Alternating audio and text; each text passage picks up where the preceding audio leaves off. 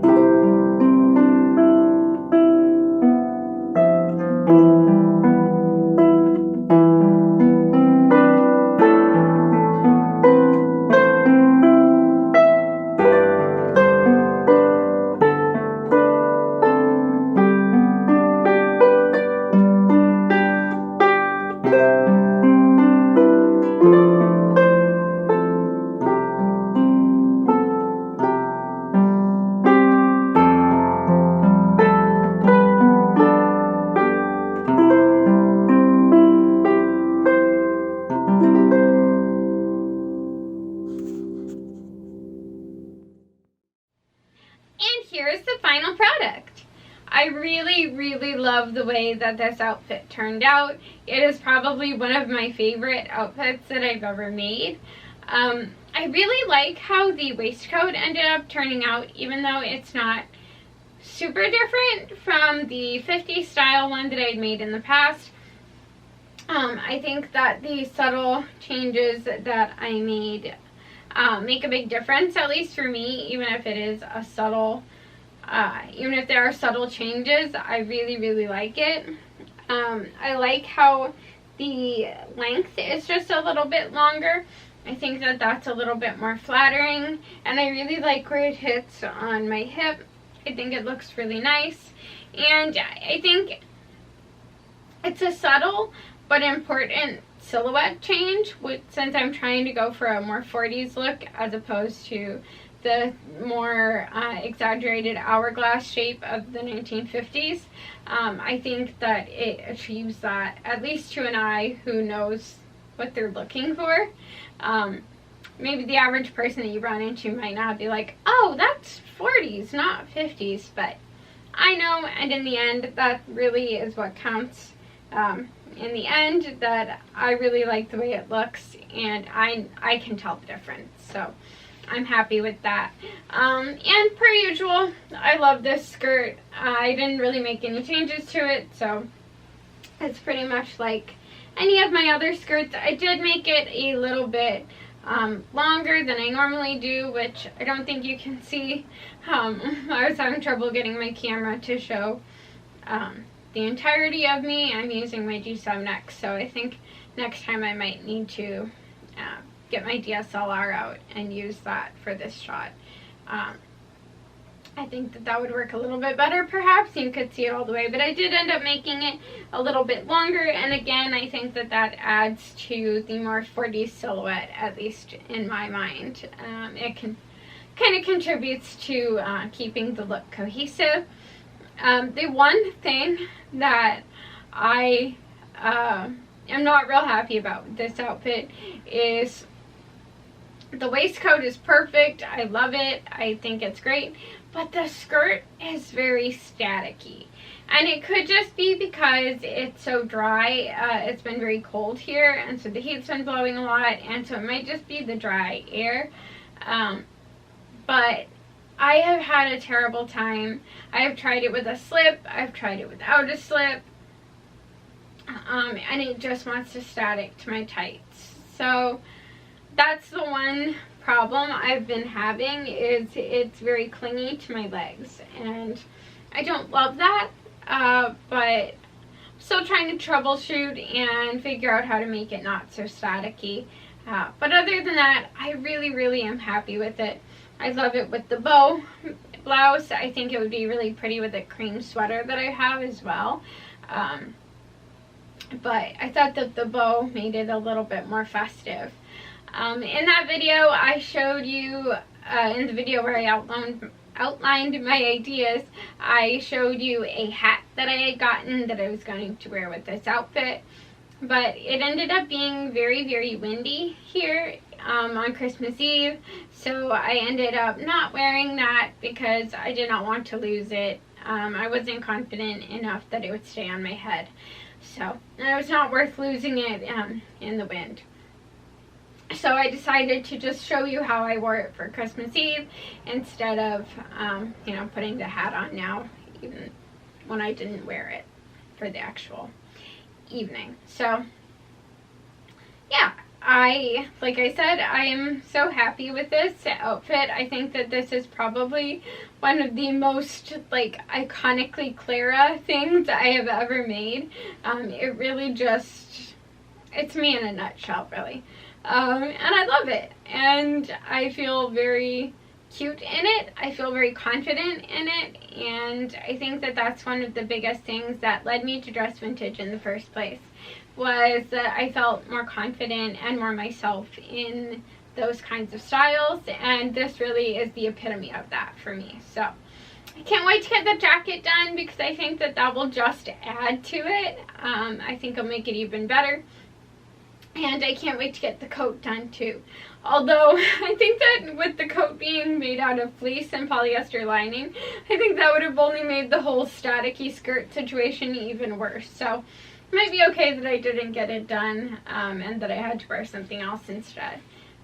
Because it was very cold. It was one of the coldest winters that we've had in several years. So, or one of the coldest Christmases that we have had in several years. So, it was pretty cold and I had to wear a different coat, but oh well. Such is life. But yeah, I'm really happy with how this turned out. Let me know in the comments below if you ended up making any special Christmas projects I would, for yourself or for others to gift. I would love to hear in the comments below. I didn't end up really doing any homemade gifting this year. But depends on the year. Sometimes I do and sometimes I don't. But this year I didn't end up gifting anything homemade, but I was busy sewing my Christmas outfit and trying to get the coat done. But yeah, I would love to know what you've been working on in the comments below. The video for the coat hopefully will be coming next week is my plan. I'm hoping to get it finished up here soon and get that video out as well. And yeah, I hope that all of you have had a very Merry Christmas if you celebrate, and a very happy holiday season. I hope that you have been safe and cozy and happy at home, and I guess I'll see you next year. This will be my last video of 2020, so I will see you in the new year with lots of fun sewing adventures. Yeah, I'll see you next time. Bye.